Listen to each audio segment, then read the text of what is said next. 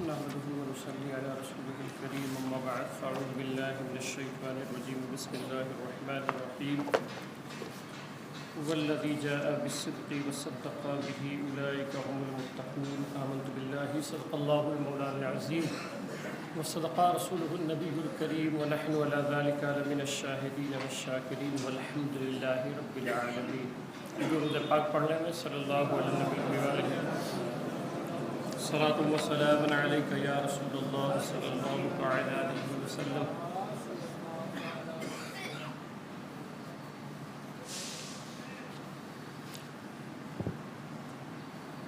بات چل رہی تھی خلیفہ اول حضرت سیدنا ابو بکر صدیق رضی اللہ تعالیٰ عنہ کے تعلق سے.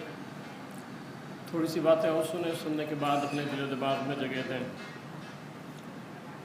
پچھلے جمعہ کو چند باتیں میں نے کی تھیں، پھر اتوار کو میں نے باغ فدق کے تعلق سے عرض کیا تھا. ایک اشکال اور ہے، پھر اس کا جواب دے دوں پھر آگے بڑھتا ہوں.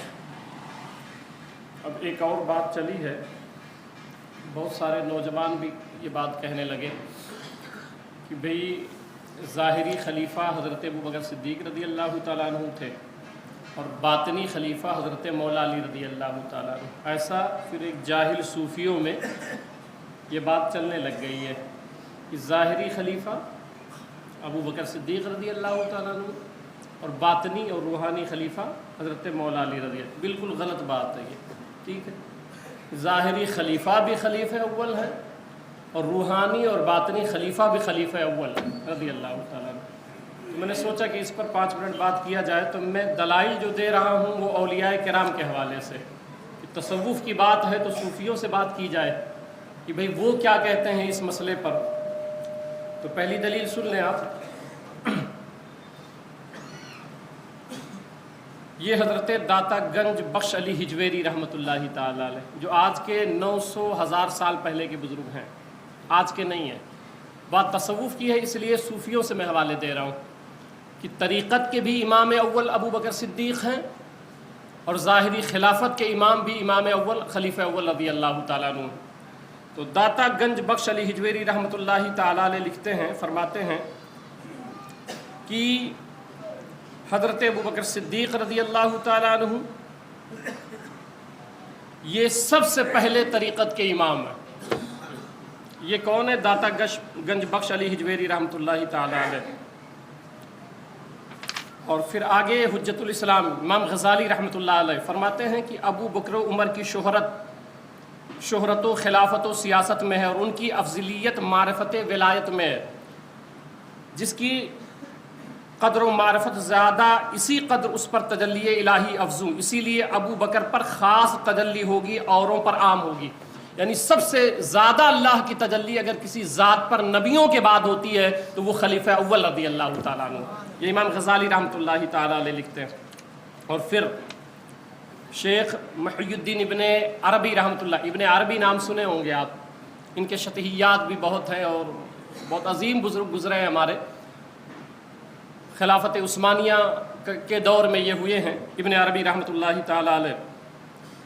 وہ کہتے ہیں کہ ان میں سے بعض اولیاء ایسے ہوتے ہیں جن کی حکومت ظاہر ہوتی ہے، انہیں مقام و مرتبہ کے لحاظ سے جس طرح خلافت باطنی حاصل ہوتی ہے اسی طرح خلافت ظاہری بھی حاصل ہوتی ہے. کچھ ایسے ہوتے ہیں جن کو خلافت ظاہری اور باطنی دونوں حاصل ہوتی ہے. جیسا، اب مثال دے رہے ہیں کہ وہ کون ہے. فرماتے ہیں جیسا کہ حضرت ابو بکر صدیق رضی اللہ تعالیٰ عنہ، ان کو ظاہری بھی خلافت حاصل تھی اور باطنی خلافت بھی حاصل تھی. ٹھیک ہے. پھر حضرت خواجہ بہاؤالدین نقشبندی رحمۃ اللہ تعالیٰ علیہ، میں یہ احادیث سے بھی حوالے دے سکتا تھا مگر اعتراض جاہل صوفیوں کی طرف سے ہے، اس لیے صوفیاء کرام کو کوٹ کر رہا ہوں. خواجہ بہاؤالدین نقشبندی رحمۃ اللہ تعالیٰ علیہ وہ فرماتے ہیں اکابر اولیاء کا اجماع ہے، تمام اولیاء کرام جتنے 1400 سال میں گزرے ہیں اس بات پر سب کا اتفاق ہے، اجماع ہے کہ معرفت ولایت میں صدیق کو کوئی نہیں پہنچ سکتا ہے. صدیق اکبر کی جو معرفت ولایت ہے اس پر کوئی نہیں پہنچ سکتا ہے. اور پھر شیخ شرف الدین یحییٰ منیری رحمۃ اللہ تعالیٰ علیہ فرماتے ہیں، کہتے ہیں جب تک جہان ہے دنیا باقی ہے نہ رسول اللہ صاحب پیر کوئی ہوگا، نہ صدیق جیسا مرید کوئی ہوگا۔ یہ سب حوالہ جات میں نے علی خواص رحمۃ اللہ تعالیٰ علیہ کے ہیں۔ پھر خواجہ غریب النواز رحمۃ اللہ تعالیٰ علیہ کی وضاحت بھی یہی ہے۔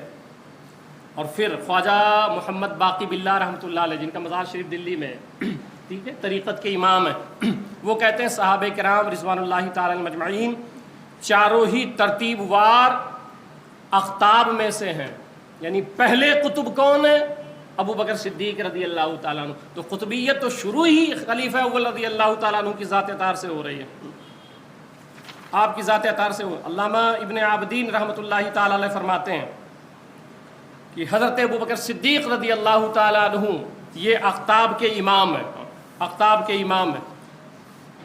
اور پھر ایک آخری حوالہ لے لیں، ابن شامی رحمۃ اللہ تعالیٰ علیہ، وہ لکھتے ہیں کہ مسلمان نے اس بات پر اجماع کیا ہے کہ حضور صلی اللہ علیہ وسلم کے بعد حضرت ابو بکر صدیق رضی اللہ تعالیٰ عنہ کے سوا کوئی افضل نہیں ہے، ٹھیک ہے، اور وہ رسول اللہ صلی اللہ علیہ وسلم کے 2 سال 4 ماہ خلیفہ رہے، اور وہ اس امت کے پہلے قطب ہیں، اس امت کے وہ پہلے قطب ہیں، ٹھیک ہے۔ تو یہ چند حوالے میں نے صوفیوں سے دے دیے تاکہ وہ جاہل صوفیاں جو یہ باتیں کر رہے ہیں کہ بھئی نہیں وہ روحانی امام جو ہے وہ حضرت علی ہیں اور ظاہری امام جو ہے وہ حضرت ابو بکر صدیق ہے، نہیں، کم سے کم اگر صوفیوں کی بات کرتے ہو تو 1400 سالہ صوفیوں کو پڑھ لو، بات تمہارے سمجھ میں آ جائے گی، ٹھیک ہے۔ اب چلیں 2-3 حوالے احادیث طیبات سے ہم دے دیتے ہیں، احادیث طیبات سے۔ ان اسد بن زرارہ رضی اللہ عنہ قال رأیت رسول اللہ صلی اللہ علیہ وسلم خطب الناس فالتفت التفاتا فلم یرا ابا بکر، حضور صلی اللہ علیہ وسلم بیان کر رہے تھے، خطبہ دے رہے تھے، تو آپ نے دیکھا تو دوران تقریر تو حضرت ابو بکر صدیق رضی اللہ تعالیٰ عنہ نظر نہیں آئے۔ فقال رسول اللہ صلی اللہ علیہ وسلم ابو بکرین ابو بکرین، تو سرکار نے جب دیکھا نظر نہیں آئے نا تو کہا ابو بکر کہاں ہیں، ابو بکر کہاں ہیں؟ جب یہ کہا پھر آگے فرما ان روح القدس جبریل علیہ السلام اخبرنی عارفا ان خیر امتک بعدک ابو بکر صدیق، کہ حضور صلی اللہ علیہ وسلم نے تقریر کے درمیان فرمایا، حضور خطاب فرما رہے تھے، اور جب چہرہ نہیں نظر آیا تو فرمایا ابھی جبریل نے مجھے بتایا ہے، ابو بکر کہاں چلے گئے؟ ان کے بارے میں ابھی حضرت جبریل نے بتایا ہے کہ اللہ تعالیٰ نے بتایا ہے محبوب کو جا کے بتا دو کہ آپ کے بعد آپ کی امت میں سب سے افضل جو ہوگا وہ ابو بکر صدیق رضی اللہ تعالیٰ عنہ۔ یہ حدیث پاک ہے، حدیث پاک ہے۔ پھر کم سے کم مولا علی کو پڑھ لیں آپ، حضرت علی رضی اللہ تعالیٰ عنہ کو پڑھ لیں۔ حضرت علی فرماتے ہیں ان علی جن انہو قال خیر هذه الامتی بعد نبیہا ابو بکر صدیق رضی اللہ تعالیٰ عنہ۔ میں علمی باتیں اس لیے کر دیتا ہوں کہ آج ماحول ایسا ہے، یوٹیوب کا دور ہے، ٹھیک ہے، اس لیے ضروری ہوتا ہے کہ ایسے اشکالات کا جواب دے دیا جائے، اشکالات کا۔ تو حضرت علی رضی اللہ تعالیٰ عنہ فرماتے ہیں کہ اس امت میں نبی کریم صلی اللہ علیہ وسلم کے بعد حضرت مولا علی فرماتے ہیں حضور صلی اللہ علیہ وسلم کے بعد اس امت میں سب سے عظیم ہستی، سب سے افضل ہستی، سب سے بالا تر ہستی اگر کوئی ہے تو وہ سیدنا ابو بکر صدیق رضی اللہ تعالیٰ عنہ کی۔ اور اس پر ایک حوالہ اور کوٹ کروں، وہ سنیں، گھر سے گواہی لے لیں، یہ تو والد صاحب نے کہا، بیٹے سے بھی پوچھیں، محمد بن حنفیہ رضی اللہ تعالیٰ عنہ، یہ حضرت مولا علی کے بیٹے ہیں، اور یہ صحیح بخاری سفر حدیث نمبر 3671، ٹھیک ہے، 3671، ابو داؤد شریف میں حدیث نمبر 4629 ہے۔ حضرت ابو یعلا روایت کرتے ہیں محمد بن حنفیہ سے، اب گھر کی بات میں کر رہا ہوں، محمد بن حنفیہ سے کہتے ہیں قال قلت لابی ای الناس خیر بعد رسول اللہ صلی اللہ علیہ وسلم۔ محمد بن حنفیہ کہتے ہیں میں نے اپنے والد مولا علی سے خود ہی پوچھا، اب یہ حدیث صحیح ہے، اس کی ساری سندیں صحیح ہیں، کہتے ہیں میں نے اپنے والد حضرت مولا علی رضی اللہ تعالیٰ عنہ سے پوچھا ای الناس خیر بعد رسول اللہ، کہ اے مولا علی ہے میرے والد گرامی بتائیں کہ نبی کے بعد سب سے افضل کون ہے؟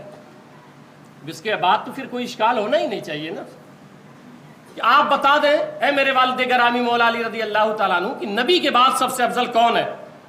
تو حضرت علی رضی اللہ تعالیٰ عنہ نے جواب دیا، حدیث صحیح ہے، قال ابو بکر، مولا علی کہتے ہیں کہ نبی کے بعد سب سے افضل ترین شخصیت جو ہے وہ حضرت ابو بکر صدیق رضی اللہ تعالیٰ عنہ کی ہے۔ مولا علی فرما رہے ہیں قلت ثم من، تو محمد بن حنفیہ کہتے ہیں چونکہ بھائی وہ والد گرامی ہے نا مولا علی، تو ان کا نام نہیں آیا، تو کہنے لگے کہ پھر میں نے کہا کہ پھر ان کے بعد کون ہے؟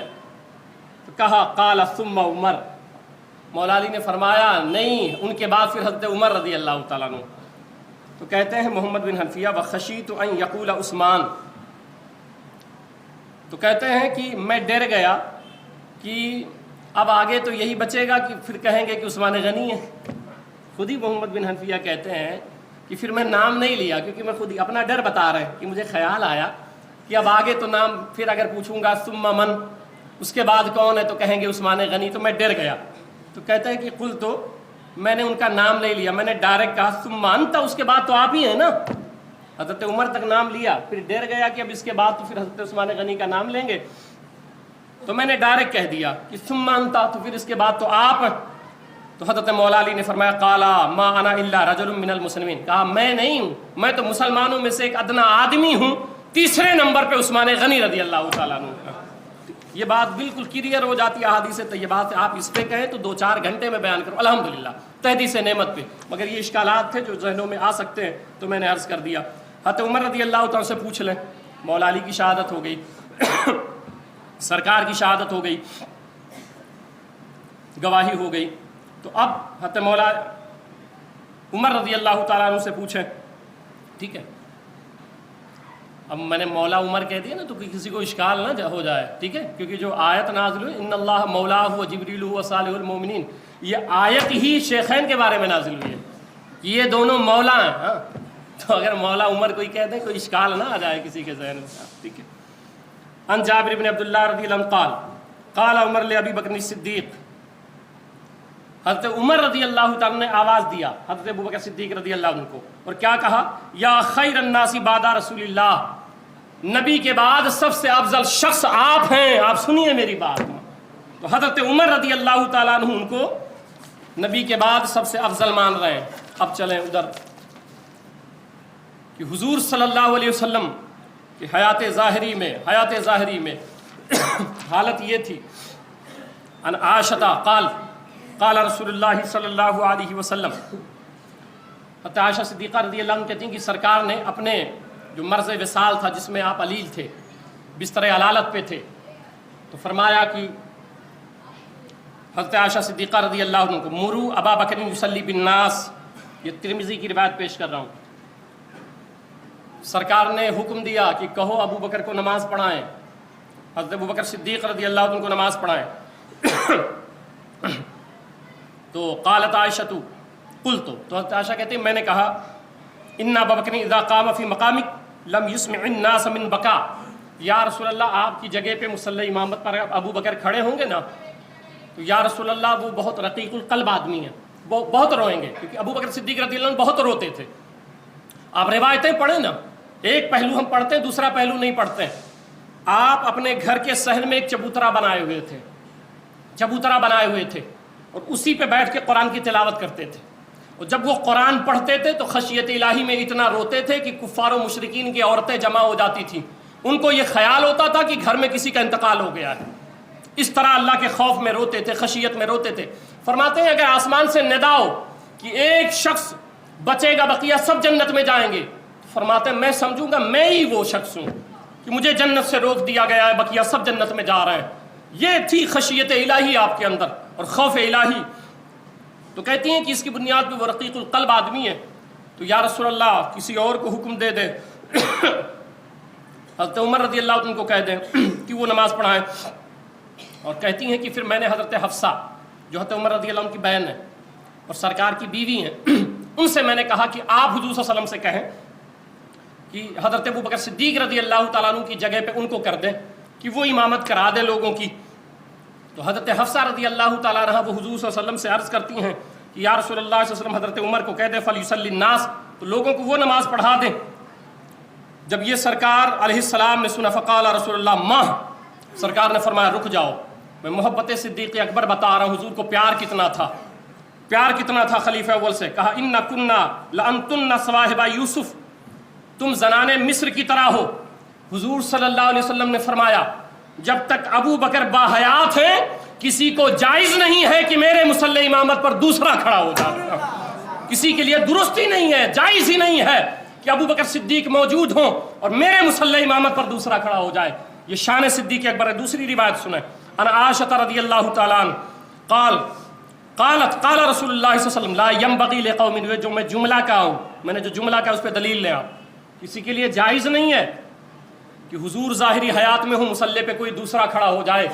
अब आप देखें कि जिस पर हुजूर को इतना एतमाद हो, ताजदार कायनात को इतना एतमाद हो, और एक बात बताएं, मैं इमाम हूँ, मेरा ज़ाहिर अच्छा हो, बातिन बहुत गंदा हो, आप इमाम मुझे बनाएंगे? नहीं बनाएंगे। इमाम वो होता है जिसका ज़ाहिर भी अच्छा हो, बातिन भी अच्छा हो। हम लोग जिसका बातिन अच्छा हो उसको इमाम नहीं बनाते हैं, और जिसको ताजदार कायनात ने इमाम बनाया हो, और खुद 3 वक्त की नमाज पीछे पड़ी है। टोटल 17 वक्त की नमाज खलीफे अव्वल ने पढ़ाई है। 3 वक्त हुजूर सल्लल्लाहु अलैहि वसल्लम खुद पीछे नमाज पढ़े हैं। सरकार ने फरमाया ला यंबग़ी लिक़ौमिन फ़ीहिम अबू बकर अन युअम्महुम ग़ैरुहु, रवाहु तिर्मिज़ी, हदीस सही है। हुजूर ने फरमाया किसी कौम के लिए जायज़ ही नहीं है कि उस कौम में अगर अबू बकर सिद्दीक है तो नमाज कोई दूसरा नहीं पढ़ा सकता है। नमाज जब भी होगी इमाम अबू बकर सिद्दीक होंगे, अबू बकर सिद्दीक होंगे। तो जिसको मुस्तफ़ा ने इमाम बनाया हो, कोई कमी रही होगी, कोई कजी रही होगी, कमी तुम्हारी जहनों में आ गया है। और फिर सुनो और रिवायत सुने, हुजूर सल्लल्लाहु अलैहि वसल्लम के पास एक खातून आई, बुखारी और मुस्लिम की मुत्तफ़क़ अलैह हदीस है। एक खातून आई और सालत रसूलुल्लाह हुजूर सल्लल्लाहु अलैहि वसल्लम से कोई सवाल किया, फ़अमरहा अन तर्जिअ इलैहि, तो सरकार ने जवाब दिया और फरमाया फिर आ जाना बाद में। फ़क़ालत या रसूलल्लाह, तो कहती हैं कि या रसूलल्लाह अराइता इन जीतू फलम अजिद का, मैं आऊँ और आपको ना पाऊँ तो मैं कहाँ जाऊँ? आऊँ आपके पास और आप पर्दा फरमा जाएं, आप मिले ही नहीं तो मैं किसके पास जाऊँ? तो कहते हैं काला, हुजूर सल्लल्लाहु अलैहि वसल्लम ने फरमाया, बुखारी और मुस्लिम की मुत्तफ़क़ अलैह हदीस है, काला फ़इल्लम तजदीनी फ़ाती अबी बकर सिद्दीक़ रज़ियल्लाहु तआला अन्हु, तुम आना, अगर मैं ना मिलूं तो हर मसले का हल अबू बकर सिद्दीक के पास मौजूद है, उनकी बारगाह में हाजिर हो जाना। ठीक है, उनकी बारगाह में हाजिर हो जाना। तो ये है खलीफा अव्वल रज़ियल्लाहु तआला अन्हु की शान व अज़मत। किसी के लिए ये हलाल नहीं था, किसी के लिए ये जायज़ ही नहीं था कि वो मुसल्ले इमामत पर खड़ा हो जाए, मुसल्ले इमामत पर खड़ा हो जाए। और फिर इस पर चंद बातें मैं अर्ज़ कर दूं, और कि नमाज की हालत ये रहती थी आपकी खुद की, आपकी नमाज की हालत ये रहती थी। आपके ईमान लाने का मामला भी बड़ा अजीब तरह है कि आप मुल्क शाम गए हुए थे, मुल्क शाम, और जब वहाँ पहुँचे तो इधर हुजूर सल्लल्लाहु अलैहि वसल्लम ने ऐलान नबूवत फरमा दिया था, और जब ऐलान नबूवत फरमाया तो एक आपने ख्वाब देखा कि चाँद सूरज मेरे आगोश में आ गए हैं। एक राहिब था, उसके पास गए और पूछा, अल मुख्तसर समझा रहा हूँ, गए और पूछा, वरना खलीफे अव्वल का जिक्र तौरात में भी है, ज़बूर में भी है, इंजील में भी है। यहूदी जानते थे, ईसाई जानते थे कि हुजूर सल्लल्लाहु अलैहि वसल्लम का एक वज़ीर होगा जिसका नाम अबू बकर सिद्दीक होगा। ये तौरात और ज़बूर में मौजूद था। तो गए उसके पास और कहा कि एक बात बताओ, मैंने ऐसा ऐसा ख्वाब देखा है। उसने चंद सवाल किया। उसने कहा, माँ इसमो का, तुम्हारा नाम क्या है? उन्होंने बताया, नाम बताया। कहा कहाँ से आए हो? कहा मिन मक्का, मक्का से हूँ। तो कहा कि वालिद का नाम क्या है? बता दिया। कहा ख़ानदान कौन सा है? ख़ानदान बताया। उसने गौर से देखा, अब अगर किताबों में नहीं आया होता तो ये पूछ क्यों रहा है? वो अभी तो कुरान का नुज़ूल भी नहीं हुआ है। तो जब उसने गौर से देखा और पूछता रहा, फिर उसने ये ताबीर बताई कि नबी अकरम सल्लल्लाहु अलैहि वसल्लम जो आखिरी नबी हैं वो तशरीफ़ ले आए हैं और सबसे पहले ईमान उन पर तुम लाओगे। ऐसा हमारी किताबों में लिखा है, तौरात ज़बूर इंजील में ऐसा लिखा हुआ था कि ईमान तुम उन पर सबसे पहले लाओगे। और जब खलीफे अव्वल रज़ियल्लाहु ताला अन्हु आते हैं और आने के बाद सरकार से मुलाकात होती है, बैठते हैं, और बैठने के बाद उस वक्त आपकी उम्र 38 साल थी, 38 साल का मुबेश आपकी उम्र थी। बैठे और हुजूर सल्लल्लाहु अलैहि वसल्लम से पूछा, दोस्त पहले से थे। एक नुक्ता यहाँ सुन लें आप, अबू बकर सिद्दीक़ रज़ियल्लाहु ताला अन्हु से अय्याम जाहिलियत में भी कोई शिर्क और कुफ्र सादिर नहीं हुआ। ایام جاہلیت میں بھی آپ محفوظ رہے. اور پھر حدیث پاک میں حدیث شریف میں ہے کہ اللہ تعالی خود جو ہے پروردگار عالم خود فرمایا کہ میں نے ابو بکر صدیق کو محفوظ کر دیا ہے. حدیث پاک ہے، حضور نے بتایا کہ ابو بکر صدیق کو اللہ نے محفوظ کر دیا کہ ان سے گناہ نہ ہو، گناہ نہ ہو. تو جب بیٹھے تو سرکار نے سے عرض کیا آپ نئے دین کا پرچار کر رہے ہیں؟ کہا ہاں. کہا پیش کریں آپ. پیش کیا تو فرمایا مختصر سمجھا رہا ہوں. تو کہا کہ حضور صلی اللہ علیہ وسلم سے کہ ہر دعوے کی ایک دلیل ہوتی ہے، ہر دعوے کی ایک دلیل ہوتی. آپ کے پاس کوئی دلیل ہو، کوئی معجزہ ہو تو مجھے بتا دیں. تو جانتے ہیں حضور صلی اللہ علیہ وسلم مسکرا پڑے اور فرمایا اے ابو بکر صدیق، وہ ملک شام میں جو راہب بتایا تھا وہ کم ہے؟ راہب تم کو کچھ بتایا تھا نا، وہ ایسا ایسا بولا تھا، ایسا ایسا بولا تھا، اتنا سننا تھا، قدموں میں گر گئے. اب یہاں ایک نکتہ عرض کروں گا کہ آج حضور کے علم پر ہم جھگڑے کرتے ہیں، حضور صلی اللہ علیہ وسلم کے علم پر ہم باتیں کرتے ہیں، حضور صلی اللہ علیہ وسلم کے علم پر کمال کرتے ہیں، کلام کرتے ہیں، اتنا تھا اتنا تھا اتنا تھا. بھائی آپ کو کیا علم ہے؟ آپ کو کیا علم ہے؟ آپ کچھ نہیں جانتے اور تول کس کو رہے ہو، وزن کس کو کر رہے ہو؟ اس کے لیے کم سے کم وہی وزن کر سکتا ہے جو حضور سے بڑا عالم ہو.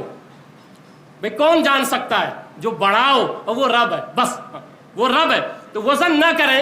اس دور میں تو خلیفہ اول جو پہلے مسلمان ہوئے ہیں، ایمان لائے ہیں، وہ حضور کے علم غیب کو تو دیکھ کے ایمان لا رہے ہیں، وہ علم غیب مصطفیٰ دیکھ کے ایمان لا. سرکار تو یہ فرماتے ہیں صحیح بخاری فواللہ ما یخفی علیک رکوعکم ولا خشوعکم، اللہ کی قسم کھا کے کہتے ہیں کہ اے مقتدیو سنو، جو میرے پیچھے نماز پڑھتے ہو، اگرچہ میں مصلی امامت پر رہتا ہوں مگر مجھ سے نہ تمہارے رکوع پوشیدہ رہتے ہیں نہ تمہارے دل کی حالت پوشیدہ رہتی ہے.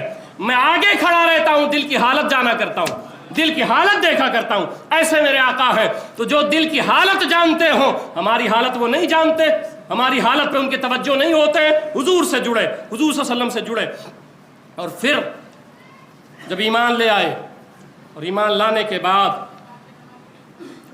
پہلے خطیب ہیں آپ، کھڑے ہوئے، کہا یا رسول اللہ ہم حق پہ نہیں ہیں؟ تو کہا ہاں بے شک ہم حق پہ ہیں. تو پھر کھڑے ہوئے خانہ کعبہ کے سامنے اور خطبہ دینا شروع کیا. خطبہ دیا. جب خطبہ دے رہے تھے لوگوں نے مارا. آج حضور کے عشق میں جو دعوے کیے بیٹھے ہو، تھوڑی سی تکلیف آ جائے روزی روٹی کی شکوے کر بیٹھتے ہو، تھوڑی سی پریشانی آ جائے اپنی تکلیف کا چاروں طرف ہنگامہ کر دیتے ہو. مگر ادھر دیکھو، ایک صحابی آئے تو انہوں نے کہا انا احبک یا رسول اللہ. حدیث سنیں.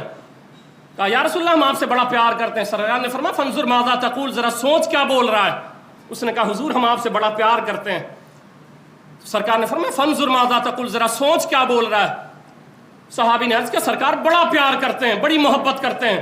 محبت اور عشق میں فرق ہوتا ہے، محبت اور عشق میں فرق ہوتا ہے. آپ سوچیں آپ کس درجے پہ ہیں. محبت کی تعریف سادہ یہ ہے کہ جب اپنا بھی خیال رہے یار کا بھی خیال رہے، اسے محبت کہا جاتا ہے. خیال میں یار بھی رہے تم بھی رہو تو اسے محبت کہا جاتا ہے. اور عشق میں جب اپنا خود مٹا دے اپنے آپ کو، اپنا خیال ختم ہو جائے، فقط یار کا خیال رہ جائے، اسے عشق کہا جاتا ہے، اس کو عشق کہتے ہیں. تو دعوے بہت بڑے کرتے ہیں آپ، کبھی دل پہ ہاتھ رکھ کے سوچا کریں کہ آپ محبت میں بھی ہیں یا نہیں ہیں. تو سرکار نے فرمایا فانظر ماذا تقول، ذرا سوچ کیا بول رہا ہے. اس نے کہا یا رسول اللہ ہم آپ سے بڑا پیار کرتے ہیں. تو حضور نے فرمایا پھر تکلیف اور مفلسی اور غربت کے لیے تیار ہو جا، پریشانی مصائب و آلام جھیلنے کے لیے تیار ہو جا، کیونکہ جو مجھ سے محبت کا دعویٰ کرتا ہے نا پھر آزمائے جاتے ہیں وہ لوگ، آزمائش میں ڈال. ارے یار ایک چھوٹا سا مٹی کا برتن ہے آپ مارکیٹ میں خریدنے جاتے ہو. وہ حضرت بلال نے کہا تھا نا جب جا رہے تھے خلیفہ اول اور ان کو مارا جا رہا تھا، تکلیف دی جا رہی تھی، تو جب آواز سنی تو کہا اے بلال مان کیوں نہیں لیتا ان کی بات. تو حضرت بلال نے کہا تھا ابو بکر تم ایسی باتیں کرتے ہو، تمہیں پتہ نہیں ہے ایک مٹی کا برتن جب کوئی خریدنے جاتا ہے مارکیٹ میں اس کو ٹھونکتا ہے بجاتا ہے کہ کہیں کچا تو نہیں ہے، اگر ٹن ٹن کی آواز آتی ہے تو خریدتا ہے. میں بھی بازار مصطفیٰ میں بکنے کے لیے آیا ہوں، ہو سکتا ہے مدینے کے تاجدار مجھے ٹھو کر بجا رہے ہیں تو میں اس میں شکوہ کروں. تو میں عرض کر رہا تھا کہ خلیفہ اول رضی اللہ تعالیٰ عنہ जब खुतबा देने लगे बहुत मारा गया, आपको बहुत मारा गया, और इतना मारा गया कि खून निकल गए, और ये सोच के वो लोग गए थे कि इनका इंतकाल हो गया है। इतना मारा था आपको, इतना मारा था, और ये सोच करके गए थे कि इनका इंतकाल हो गया है। मगर सरकार के एक फरमान सुन ले, इस पे मुझे याद आया। मेरे आका फरमाते हैं अबू बकर सिद्दीक के ताल्लुक से, काला रसूलुल्लाह मा ले अहदिन इंदना यदुन इल्ला वक़द काफ़ैनाहुमा खला अबा बकरिन फ़इन्न लहू इंदना यदा युकाफ़िहुल्लाहु बिहा यौमल क़ियामा।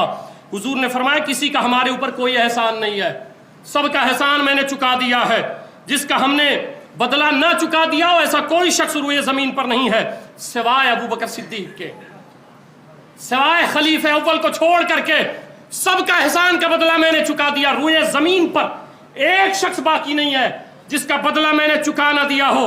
हाँ, बेशक उनके हमारे ऊपर एहसान है।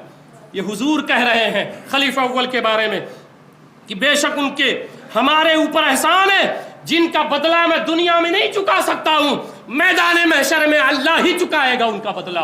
वो शान है खलीफा अव्वल अबू बकर सिद्दीक रज़ी अल्लाह तआला अन्हु की। अबू बकर सिद्दीक रज़ी अल्लाह तआला अन्हु की एक बात और सुने, एक रिवायत सुने। उन्होंने तो जान माल कुर्बान कर दिया था। आप भी दावे मोहब्बत करते हो, जरा दिल पे हाथ रख के सोचो, हुजूर को आप धोखा नहीं दे सकते हो, हुजूर के साथ फरेब नहीं कर सकते हो।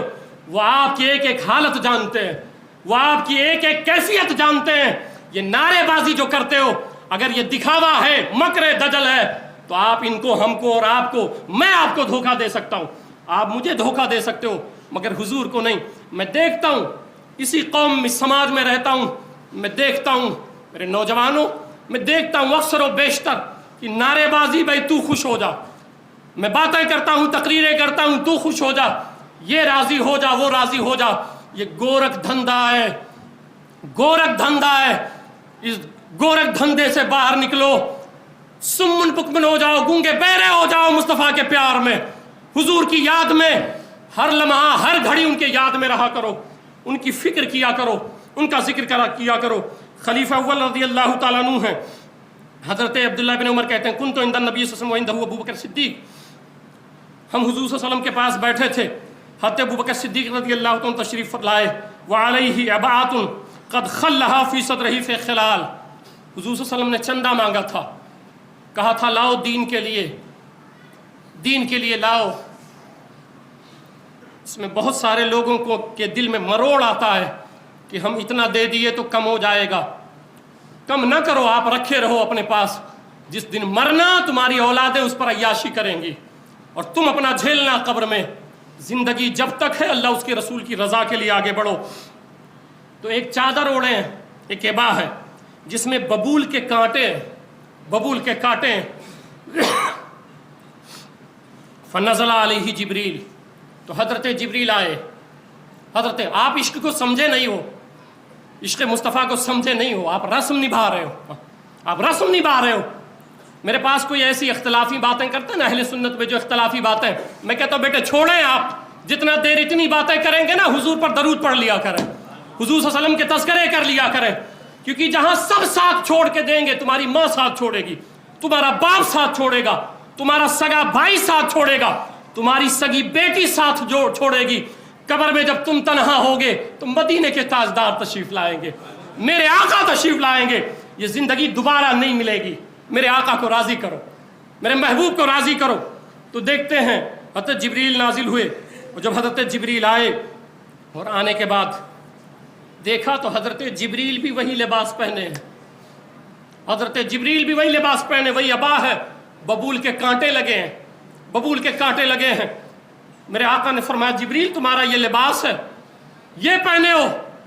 तो अर्ज किया या रसूल अल्लाह, आज आपके इस आशिक ने जो लिबास पहना है ना, अल्लाह को इतना पसंद आया, इसने आप पे सब कुर्बान कर दिया।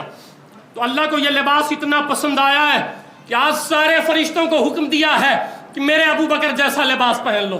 तो सबों ने ऐसा ही पहना है और कुर्बान जाएं, ऐसी जिंदगी गुजारो।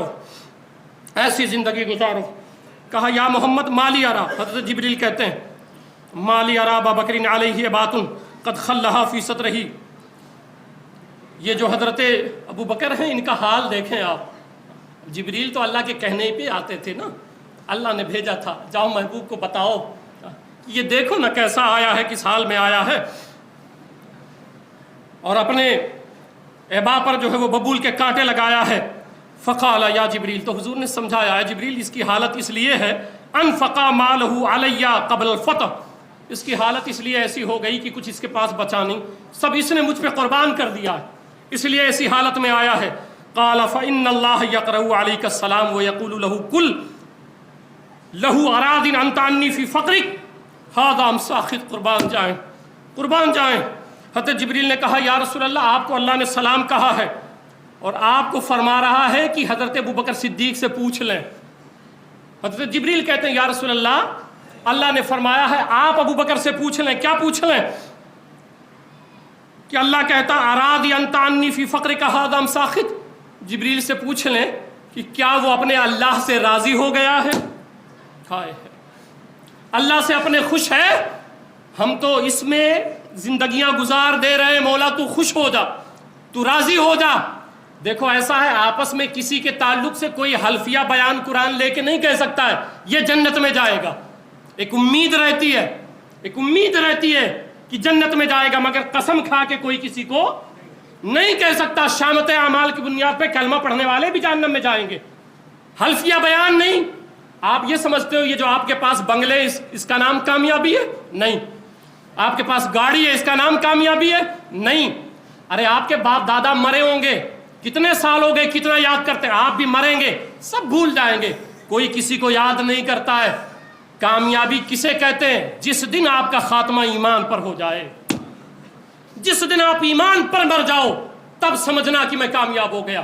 کسی بھی پوسٹ پہ جا کے مفتی ہو گئے نہیں، ڈرتے رہو، عالم ہو گئے ڈرتے رہو، سیٹھ ہو گئے ڈرتے رہو، غریب ہو ڈرتے رہو، اس وقت تک جب تک ایمان پر موت نہ آ جائے۔ تو اللہ نے فرمایا ذرا پوچھیں ابو بکر سے کہ کیا ابو بکر اپنے اللہ سے راضی ہے، اللہ سے خوش ہے یا ناراض ہے؟ فقال رسول اللہ، تو میرے آقا نے فرمایا یا ابا بکر ان اللہ یقرأ علیک السلام، اے ابو بکر تیری یہ حالت ہے نا عشق مصطفیٰ میں، حضور کی پیار میں، حضور کی یاد میں، جس کو حضور مل جائے رب اس طرح پوچھتا ہے، جو حضور کے قدموں میں آ جائے۔ 14 سال سے میں یہی تو کوشش کر رہا ہوں کہ مجھے ذاتی سطح پہ کچھ بھی نہیں چاہیے، بس اتنا چاہتا ہوں کہ آ جاؤ مصطفیٰ کے قدموں میں، آ جاؤ میرے مصطفیٰ کریم کے قدموں میں، ان کے قدموں میں آ جاؤ، ان کو راضی کر لو، تاکہ کل قبر میں وہ دیکھ کے تم کو مسکرا دے کہ میرا اپنا آیا ہے، میرا اپنا آیا ہے۔ تو کہا کہ یہ حضرت جبریل ہیں، اے ابو بکر اللہ کا تجھے سلام لے کے آئے، اللہ نے تجھے سلام بھیجا ہے، سلام بھیجا ہے، وہ یقول لک، اور تیرے لیے اس نے کہا ہے اراد انت عنی فی فقرک، اللہ پوچھ رہا ہے کہ تو راضی ہے اس حال میں؟ فقال ابو بکر علیک السلام اسخط ولا ربی ان راضی ربی انا ربی راضی انا ربی راضی۔ پھر رقص آ گیا حضرت ابو بکر صدیق کو، جھوم اٹھے اور رقص کرتے ہوئے کہنے لگے ہاں میں اپنے مولا سے راضی ہوں، ہاں میں اپنے مولا سے راضی ہوں، ہاں میں اپنے مولا سے راضی ہوں۔ یہ جو عظمتیں ملی ہیں صرف محبت الہی کی، محبت رسول کی بنیاد پہ ملی ہے، محبت الہی کی بنیاد پہ ملی ہے۔ تو پھر جب خطبہ دیا حضرت ابوبکر صدیق رضی اللہ عنہ، اتنا مارا لوگوں نے کہ سمجھے یہ انتقال کر گئے ہیں، اور پھر مار کے چلے گئے چھوڑ کر کے، انتقال ہو گیا ہے۔ خاندان والے آ گئے، جمع ہو گئے، لے کے گئے گھر پہ، سب حیران پریشان ہیں، بے ہوشی کا عالم ہے۔ اور جب ہوش میں آئے تو یہ سوال نہیں کیا ماں کدھر ہے، باپ کہاں ہے، نہیں، بس ایک سوال کیا جب ہوش میں آئے تو حضرت ابوبکر صدیق رضی اللہ تعالیٰ عنہ نے صرف ایک سوال کیا ہے، کہا ایک بات بتاؤ ما فعل برسول اللہ، ہوش میں آ کے ایک سوال کیا، بتاؤ میرے آقا کیسے ہیں، میرے نبی کیسے ہیں؟ دعوے سچ کر لو، اپنے جھوٹے دعوے چھوڑ دو۔ یہ جو ایک دوسرے کو دکھاتے پھرتے ہو نا کہ میں بڑا عاشق رسول ہوں، بند کرو، یہ سب بند کرو۔ دکھانا ہے تو حضور کو دکھاؤ، توجہ کرنی ہے تو گنبد خضرا کی طرف۔ یہ کس سے راضی رہے ہیں؟ آپ جس خاندان میں رہتے ہو، جس گھر میں رہتے ہو، ہر کوئی آپ سے خوش ہے؟ نہیں رہتے۔ آپ کے گھر والے ہر کوئی آپ سے خوش نہیں ہے، آپ کے خاندان والے آپ سے، اسی لیے میں کبھی 14 سال ہو گیا میں کبھی پرواہ نہیں کرتا ہوں کون مقتدی خوش ہے، کون جا رہا ہے، کون آ رہا ہے. کبھی سوچتا یہ گورکھ دھندا نہیں، میں اس دھندے میں کبھی نہیں پڑا.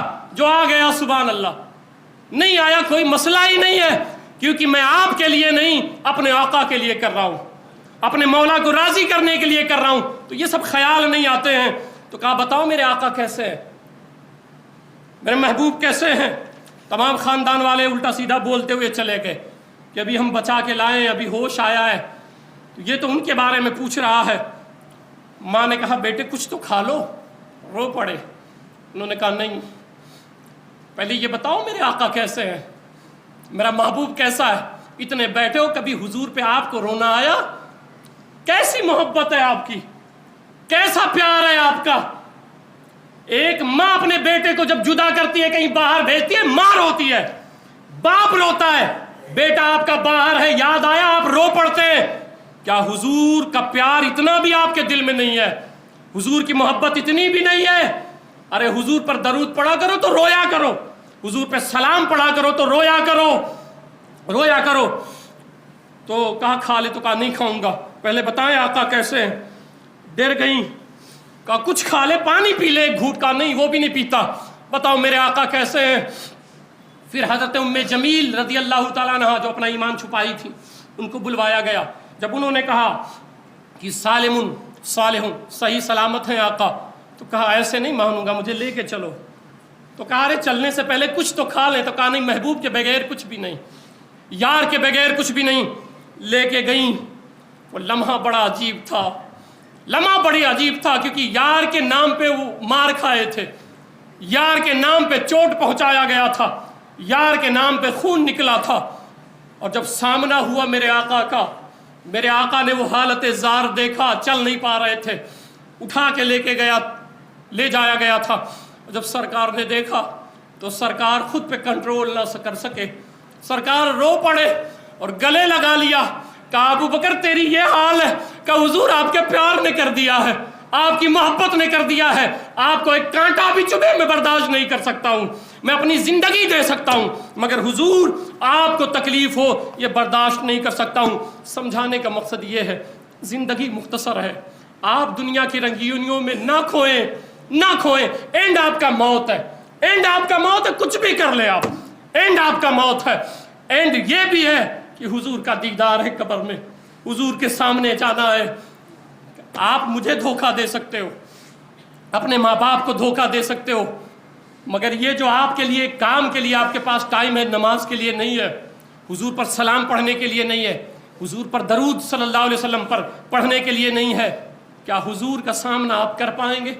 حضور کے سامنے جا پائیں گے؟ وہ سب جانتے ہیں وہاں مکر نہیں چلے گا، فریب نہیں چلے گا. اس لیے میں آواز دیتا ہوں نماز کے لیے آیا کرو، نماز کی پابندی کیا کرو. اور جب نماز کے لیے نکلا کرو تو نماز میں کیا کہتے ہیں؟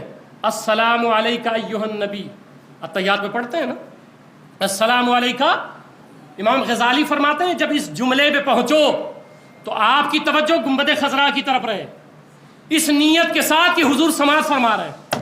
تو جب گھر سے نماز کے لیے نکلا کیا کرو تو ایک نیت یہ بھی کر لیا کرو چلو آج نماز پڑھیں گے رب کے لیے اور اپنے محبوب پہ سلام بھی پڑھ کے آئیں گے، اپنے محبوب پہ سلام پڑھ کے آئیں گے. تو آپ تمامی حضرات پابندی کریں اور عشق مصطفیٰ اپنے دلوں میں جگائیں، حضور کا پیار جگائیں. وہ راضی ہو گئے، رب راضی ہو جائے گا، رب راضی ہو جائے گا. وما علینا الا البلاغ.